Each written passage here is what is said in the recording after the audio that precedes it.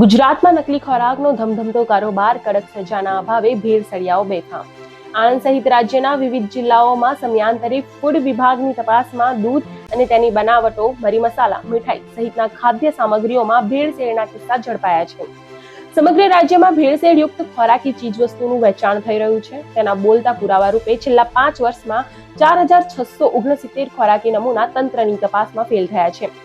Food વિભાગના દરોડા પાડ્યા બાદ માત્ર દંડ ફટકારીને કેસ પૂરો કરી દે છે, જેના કારણે ભેળસેળિયા તત્વો બેફામ બન્યા છે.